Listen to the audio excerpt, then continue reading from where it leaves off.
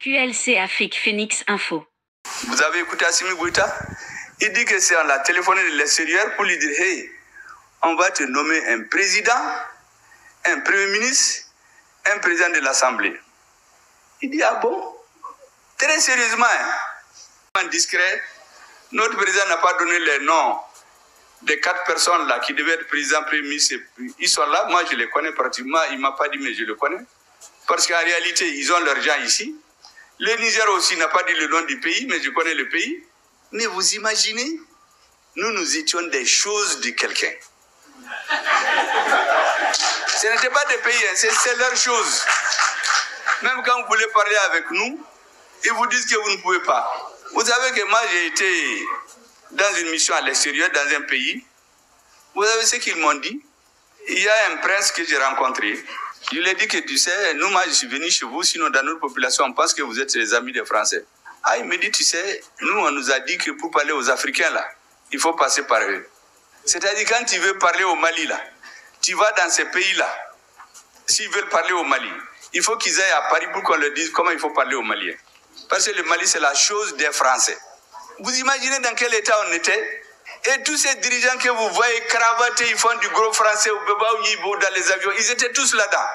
Abbé, des vauriens qui font des années là-bas à échouer dans les classes. Ils vont dans les bibliothèques pour étudier les formules latines là, veulent nous impressionner. Ah, mais tu vas pour Fode, Kassoro Foy. Il y a Foy, il ne peut pas leur dire non. Si on leur dit de s'asseoir, ils s'assoient. On lui dit de se lever, il se lève. Quand il vient en Afrique, il fait du bruit. Quand on va là-bas, on le tape sur les épaules. Ça, ce n'est pas des présidents. Ces présidents-là, c'est fini au Mali. C'est pour mettre fin à ce système-là qu'on essaie de diaboliser nos présidents. Et vous ne devez pas accepter.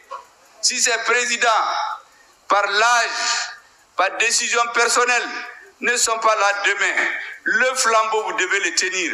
Les jeunes, les filles, une nouvelle race d'hommes politiques pour libérer l'Afrique définitivement.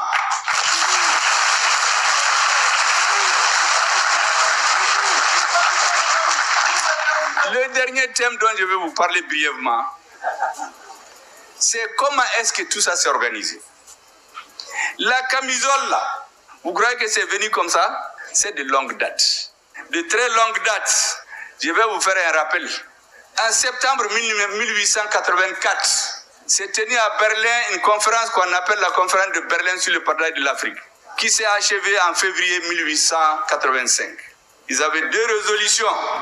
La première, en Afrique, il y a 2 grands fleuves. Un s'appelle le Niger, l'autre s'appelle le Congo. Il faut qu'on aille les aider à régulariser la circulation sur ces fleuves. Première conclusion. Deuxième conclusion, nous allons partir nous entraider. La France va apporter la mission civilisatrice de la France. L'Angleterre va apporter les 3 C, la civilisation, le commerce, le christianisme. Voici les conclusions de la conférence de Berlin. Les Russes étaient là-bas. Ils ont réuni 14 nations. Les Américains étaient là-bas. Les Américains leur ont dit, mais les Africains, là, il n'y a personne. Mais c'est les Européens qui décident. Dans les relations internationales, c'est une question de rapport de force. Le roi de Belgique, on lui a donné le Congo comme propriété privée. La route Congo-Océan, là, ils ont tué plus d'1 million de Congolais pour construire la route. Mais aujourd'hui, ils disent que c'est eux qui ont civilisé les Congolais. 1 million, ils sont venus. Une fois qu'ils se sont installés, on a oublié le fleuve Niger, on a oublié les 3 C, on s'est mis à tuer les gens, à faire la guerre, coloniser, opposer les gens, retirer les richesses. Ils ont fait tout ce temps-là, jusqu'à ce que la Seconde Guerre mondiale a éclaté. Quand elle a éclaté, ils ont dit aux Africains, venez nous aider à nous libérer. Une fois qu'on est libre, vous aurez l'indépendance. Avant, on croyait que les Africains, ils fuient. Sur le front, quand c'est chaud, c'est eux qui montent. C'est eux qui cherchent les serres à canon. On a compris que c'est des hommes qui sont braves. Quand la guerre est finie, les plus braves, on les a orientés quelque part pour les faire disparaître tous. Pour qu'ils n'aillent pas expliquer les choses à leur peuple. Les autres, que les gens connaissent, ça c'est des phénomènes qui ne sont pas les plus importants. En tout cas, dans l'histoire, il y en a beaucoup, mais au moins on les connaît pour montrer comment c'est important de connaître quelque chose. à Tcharoï, au Sénégal, les soldats ont demandé juste qu'on les mette dans leurs droits. On les a tués tous pour qu'ils revendiquent d'être dans les mêmes droits. Ça, c'est parce qu'on le sait. Mais ce qui arrive avec les autres, on ne le connaît pas. Qu'est-ce qu'ils ont fait? L'Union soviétique et les États-Unis ont dit aux puissances colonisatrices là, il faut décoloniser. Parce qu'eux aussi voulaient les affaiblir. Tous les autres sont partis. Les Français ont dit qu'ils ne partent pas. Ils ont commencé à louvoyer l'Union française, autonomie interne, et petiti et patata. Quand ils ont vu que rien ne marche, ils ont appelé un gouverneur colonial qui s'appelle Pierre Mesmer. On l'a désigné Premier ministre. Et on lui a dit, organise-nous la décolonisation. Voici ce qu'il écrit dans ses mémoires, je vous le dis. La France accordera l'indépendance à ceux qui l'exigeaient avec le moins d'intransigeance, après avoir éliminé politiquement et militairement tous ceux qui l'exigeaient avec intransigeance. Vous avez bien compris? Ils se sont organisés. Tous les gens qui sont réellement contre eux, ils les ont tués politiquement. Ils ont organisé des élections pour faire perdre leur parti. Là où leurs partis ont gagné, comme au Congo, comme au Cameroun, où il y a l'Union des populations du Cameroun. Pour qu'ils n'accèdent pas au pouvoir, ils ont organisé la guerre civile. Ils ont brûlé des villages. On a tué des femmes et des enfants. Les leaders politiques ont été empoisonnés, pourchassés, brûlés. En Algérie, on a tué les gens. Est-ce que vous savez qu'il y a des lieux où on a tellement tué de personnes, enterrées, qu'on avait peur qu'une commission internationale vienne voir les cadavres. On a ouvert les cimetières pour créer un four crématoire, pour faire des cendres, qu'il n'y ait plus de traces. Voici la mission civilisatrice. Et donc, quand on a eu l'indépendance, les présidents, on a commencé à les démarcher. Ceux qui s'opposent, on les élimine. On sabote leur économie. Les mêmes populations qui les applaudissaient deviennent mécontentes. Et puis on les élimine, on fait des coups d'État. Les coups d'État sont venus, les militaires ont fait leur temps, ils ont commencé à comprendre. Qu'est-ce qu'ils font? Les ressources financières des pays qui viennent de la vente du coton, du cacao, de l'or, on appelle ça les termes de l'échange. Ils divisent par 2 ou 3. Donc un pays qui a 3 000 francs se retrouve avec 1 000 francs dans l'année.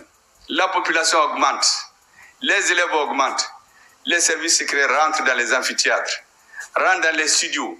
Ils disent aux professeurs, à la société, vos malheurs, c'est ce monsieur-là. Il faut démocratiser. S'il part, vous aurez tout. On va ouvrir les internats, on va ouvrir ceci, on va doubler les salaires. Bon, vous savez, les travailleurs et les intellectuels, là, tout ce qu'on leur dit, on va avoir 100%. Au Mali, tout le monde s'est levé. Les élèves, on leur a dit qu'on va ouvrir l'internat partout. Tout le monde, tous les pauvres se sont levés. On est allé même dans les jardins d'enfants. Un enfant ne peut pas être syndiqué. Mais les enfants se sont mis dans la rue.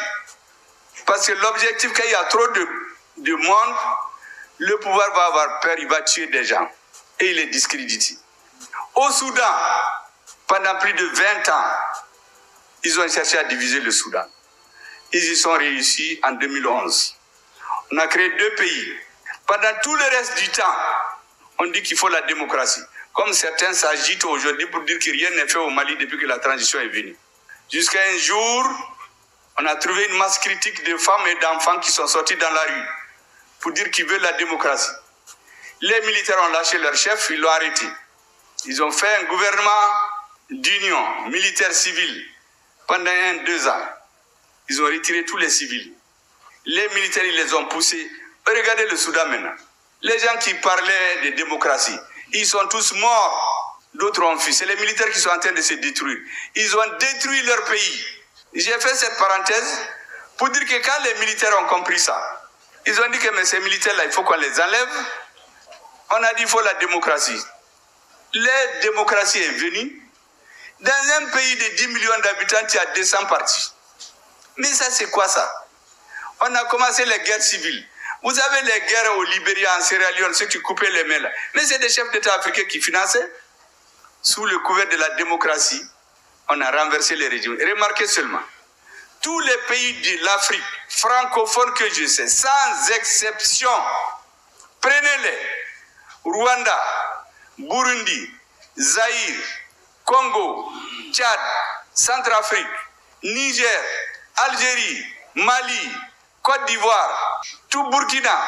Dans tous les pays, on a changé le pouvoir après la conférence de la Boule. Il y a eu des coups d'État, des guerres civiles,